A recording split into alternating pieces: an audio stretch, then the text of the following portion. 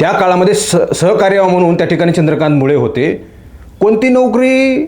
हा मग त्याचं काय? इतक्या आयटीत बोलणारे हे आदरणीय सन्माननीय चंद्रकांत मुळे. ही ऑडिओ क्लिप चंद्रकांत मुळे यांची आहे आणि गायकवाड हे दोघ जण बोलतात. गायकवाड सर बोलतो मी अंबाजोगाईवरून. त्यांना बोललेले वैद्य काय म्हणतात, तुम्हाला जर पैसे दिले तर सगळ्यांना मला पैसे द्यावे लागतील. तुम्ही काही एकटे आहेत का? आकडा काही लहान आहे का? एक जण आहे का? अनेक लोक आहेत, शेकडो लोक आहेत. आणि आज नोकरीला लावायची वेळ आली की तुमचं वय झालंय, आता तुम्हाला नोकरीला घेता येत नाही असं म्हणून नितीन शेटेनं गायकवाडांना अक्षरशः शिवीगाळ केली असं त्यांचं म्हणणं. एक त्यांनी मला व्हिडिओ दाखवला. महाराष्ट्राचं नाव लौकिक आदरणीय सन्माननीय चंद्रकांत मुळे यांच्यामुळे झालं असं येणाऱ्या काळामधल्या जी मला नोटीस पाठवणार आहेत त्याच्यामुळे लिहिलं जाणार असेल. चंद्रकांत मुळे तर आता अंग झटकायला लागलेत. मी म्हणलो का पैसे द्या, मी म्हणलो का पैसे द्या. तो माणूस म्हणतो तुम्ही दोघंही बैठकीला होतात, मग तुम्ही दोघंही असताना तुम्हीच ठरवलेलं. अगोदर 40 लाखाला ठरलं होतं आणि नंतर 30 लाखात ठरलं. कुठल्या नावाची आबरू? म्हणजे काय त्या आबरूला कसं सर्टिफिकेट आहे नेमकं? ह्या प्रकारची आबरू आमच्याकडं आहे आणि ती अशा प्रकारची नुकसान झाली असं सर्टिफिकेट आहे तुमच्याकडं? कुठलं सर्टिफिकेट आहे जे की तुमची आमच्या बातमीमुळं ही जी आबरू आहे ती नुकसान झाली? कसल्या रंगाची आबरू आहे ती? कुठल्या कलरची आहे? कुठल्या नावाची आबरू आहे जी? नमस्कार दर्शक, मराठी महाराष्ट्रामध्ये आपल्या सगळ्यांचं स्वागत आहे. मी संग्राम. मराठी महाराष्ट्राला 2 कोटी रुपयांची नोटीस आल्याचं तुम्हाला मी वारंवार सांगितलं. तुम्ही म्हणत असाल पुन्हा 2 कोटी, पुन्हा 2 कोटी आणि नोटीस आली हा वारंवार का गिरवतोय? त्या नोटीसला धरून आणि नोटीस पाठवलेल्या अगोदरची बातमी या दोघांना धरून हे सगळे रिपोर्ट्स आहेत, हे सगळे व्हिडिओ आहेत आणि सगळ्या बातम्या आहेत. 2-2 कोटीच्या नोटीसचा उल्लेख का करावा लागतोय की त्याच नोटीसच्या आधारे आशील असलेले सन्माननीय चंद्रकांत मुळे यांची आबरू नुकसान झाली. ते महाराष्ट्रामध्ये त्यांचं नाव लौकिक आहे. त्यांना पुरस्कार देणाऱ्या संस्था ह्या फार मोठ्या झालेल्या आहेत. त्यांच्या हातून ज्ञानदानाचं काम महाराष्ट्रभर झालेलं आहे आणि म्हणून माननीय सन्माननीय चंद्रकांत मुळे यांच्या नातेवाईकांना, पाहुणे रावळ्यांना फार वाईट वाटलं आहे आणि पाहुण्या रावळ्यांमध्ये माननीय चंद्रकांत मुळे यांची फार मोठी बदनामी झाली असं त्या नोटीसमध्ये कचकचित लिहिलं. आमचे आशील आदरणीय, आमचे आशील इतके प्रामाणिक आहेत, आमचे आशील तितके नावलौकिक आहेत, आमचे आशील इतकं ज्ञानदान केलं, आमच्या आशिलांच्या ज्ञानदानामुळे महाराष्ट्र हा सुजलाम सुफलाम झाला. हे त्यांचं लिहायचं बाकी आहे. कदाचित पुढच्या नोटीसमध्ये ते लिहितील. महाराष्ट्राचं नाव लौकिक आदरणीय सन्माननीय चंद्रकांत मुळे यांच्यामुळे झालं असं येणाऱ्या काळामधल्या जी मला नोटीस पाठवणार आहेत त्याच्यामुळे लिहिलं जाणार असेल.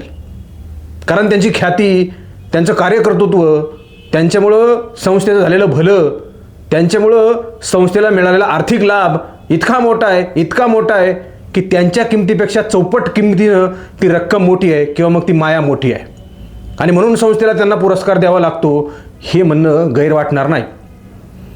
मराठी महाराष्ट्रानं वसंत गायकवाड नावाच्या अंबाजोगाईच्या खोलेश्वर विद्यालयामधला एक प्राध्यापक हा तासिका तत्वावर गेल्या 2003 पासून त्या ठिकाणी नोकरी करतोय, सेवा करतोय आणि त्याच्याकडून मजुरी करून घेतली जात आहे असं म्हणणं वावगं ठरणं जात नाही. 12 लाख रुपये, 12.5 लाख रुपये अगोदर घेतले आणि नोकरी लावतो म्हणून 4 वर्ष झाली. 2021ला त्यांच्याकडून पैसे घेतलेले आहेत. आज 4 वर्ष झाली आणि 1 रुपया परत न देता नोकरीला लावलं नाही. 2030 पासून त्यांची सेवा घेतली आणि आज नोकरीला लावायची वेळ आली की तुमचं वय झालंय, आता तुम्हाला नोकरीला घेता येत नाही असं म्हणून मोकळं सरकणारे, रिकामे झालेले, अंग झटकणारे चंद्रकांत मुळे आणि नितीन शेटेनं गायकवाडांना अक्षरशः शिवीगाळ केली असं त्यांचं म्हणणं. एक त्यांनी मला व्हिडिओ दाखवला. तो व्हिडिओ येणाऱ्या काळामध्ये मी प्रसारित करेल. चंद्रकांत मुळे, नितीन शेटे जे कोणी वैद्य आहेत त्यांना बोललेले वैद्य काय म्हणतात, तुम्हाला जर पैसे दिले तर सगळ्यांना मला पैसे द्यावे लागतील. तुम्ही काही एकटे आहेत का? आकडा काही लहान आहे का? एक जण आहे का? अनेक लोक आहेत, शेकडो लोक आहेत. त्यांचे पैसे मी कुठून देऊ? त्यामुळे तुम्हाला पैसे देतो असा शब्द मी अजिबात देत नाही. तुम्हाला नोकरीला लावण्यासाठी मी प्रयत्न करतो, मात्र तुमचे पैसे मी देऊ शकत नाही. चंद्रकांत मुळे तर आता अंग झटकायला लागलेत. मी म्हणलो का पैसे द्या, मी म्हणलो का पैसे द्या. तो माणूस म्हणतो तुम्ही दोघंही बैठकीला होतात, मग तुम्ही दोघंही असताना तुम्हीच ठरवलेलं. अगोदर 40 लाखाला ठरलं होतं आणि नंतर 30 लाखात ठरलं. 30 लाखामधली 12 लाख रुपये रक्कम सुद्धा स्वीकारली. रक्कम कुणाकडे घेतली तर शाळेचे संस्थेचे जे काही गडसिंग नावाचे जे कोणी अकाउंटंट आहे त्यांच्याकडे दिली. त्यांच्याकडे नोटांचं विवरण आहे असं सुद्धा त्यांनी सांगितलं. गडसिंग सुद्धा स्वतः सांगतात माझ्याकडे पैसे आलेले आहेत, मी कदाचित सांगेल कुठं, आता ते त्यांना म्हणत असतील मात्र सांगणार नाहीत. 2003 पासून 21 पर्यंत, 21ला पैसे दिले आणि 21च्या नंतर 26 आहे. 26 पर्यंत गायकवाड कोण आहे, गायकवाड कशाला घेतलाय, गायकवाड आहे का, शाळा करतोय का, नोकरी करतोय का, त्याला नोकरीला लावायचे का, बरंच शब्द काढलं जात नव्हतं. गायकवाड हा दलित समाजाचा आहे आणि त्याची टिंगल उडवली जात होती. गायकवाड हाय असं हसायचे. मात्र जेव्हा मराठी महाराष्ट्राने इंटरव्ह्यू केला तासभरात माणूस गायकवाडच्या घरी पोहोचला आणि पैसे वापस करण्याची त्यांनी आश्वासन दिलेलं आहे काही 2 दिवसांचं. म्हणजे हा सगळा प्रकार अत्यंत निगरवट्टपणाचा आहे. एक ऑडिओ तुम्हाला वाजून दाखवतो चंद्रकांत मुळेंची, जे गायकवाड यांना बोलत होते. ही ऑडिओ क्लिप चंद्रकांत मुळे यांची आहे आणि गायकवाड हे दोघं जण बोलतात. गायकवाड सर बोलतो मी अंबाजोगाईवरून. हा बोला. का हा सर, ते आमचा मुलगा ते तयार नाही करायला नोकरी. कोणती नोकरी? ते आपल्याकडे बोलणं झालं होतं ना, हा हा हा लॅब असिस्टंट म्हणून, त्या बर. मग तर ते पैसेच पाहिजे सर आम्हाला. आता मग पैसे त्यांच्याकडून घ्यायलाच येते सर का नाही? ते तर उचलणार ना फोन, काहीच नाही. आता मग गायकवाड सर आम्ही काय करू शकतो बरोबर मला सांग. नाही, तुम्ही 2 जण त्यावेळेस होतात म्हणून मी तुम्हाला फोन. नाही ना, मी होतो म्हणजे काय, मी तुम्हाला थोडंच द्या म्हणलं त्यांना पैसे, असं नाही. त्यांनी सिनियरचे पैसे त्यांनी त्यांच्या ह्याच्यावर घेतले त्यांनी. आता आपल्याला काय माहिती, आता तुम्हाला मार्ग दुसरा काढला. हो हो काढला आपण, ते त्याच्यात आपण करू तुमचं मुलाचं काम. ते आम्ही थोडंच देऊ शकतो. आता मला सांगा तुम्ही, त्यांना बोला तुम्ही, कार्यवाहांना बोला, अध्यक्ष कार्यवाह त्यांना 3 जण बोला. बरं ठीक आहे, माझं काही नाही विषय त्याचा. ठीक. हे होते चंद्रकांत मुळे, सन्माननीय चंद्रकांत मुळे. त्यांचे आबरू नुकसान होऊ नये म्हणून आता त्यांना माननीय सन्माननीय महोदय, श्रीमान, आणखी काही शब्द असले मला शोधावे लागतील, ते पुढे लावावे लागतील, म्हणजे त्यांचे आबरू नुकसान होणार नाही. अशा प्रकारचे लोकांचे पैसे गिळंकृत करायचे, आपल्या कोथळ्यामध्ये भरायचे आणि त्याची बातमी लागल्यानंतर नोटिसा पाठवायच्या. माझं वारंवार हेच म्हणणं आहे, आपल्या बुडाखाली इतका गच्च भरलेला अंधार असताना तुम्हाला कसं काय सुचलं नोटिसा पाठवायचं? एखाद्या व्यक्तीला बोलण्याची स्टाईल बघा. 2003 पासून माणूस त्या ठिकाणी संस्थेवर काम करतोय. त्या काळामध्ये सहकार्य म्हणून त्या ठिकाणी चंद्रकांत मुळे होते. कोणती नोकरी? हा मग त्याचं काय? इतक्या ITत बोलणारे हे आदरणीय सन्माननीय चंद्रकांत मुळे आणि नंतर असं म्हणतात, मी म्हणलो का तुम्हाला पैसे द्या? व्यवहार ठरवाले हे दोघे, नितीन शेटे आणि चंद्रकांत मुळे. पैसे किती द्यायचे, किती घ्यायचे, अर्धे किती घ्यायचे, नंतर किती घ्यायचे, नोकरी लावायची कोणाला, सगळं मुळे ठरवणार. मात्र द्यायची वेळ आल्यानंतर मी नाही, तिकडे शेटेंकडून पैसे घ्या असं सांगायचं. शेटे तर शेकडो फोन केल्यानंतरही शेटे फोन उचलत नाहीत असं त्या गायकवाडांनी सांगितलं.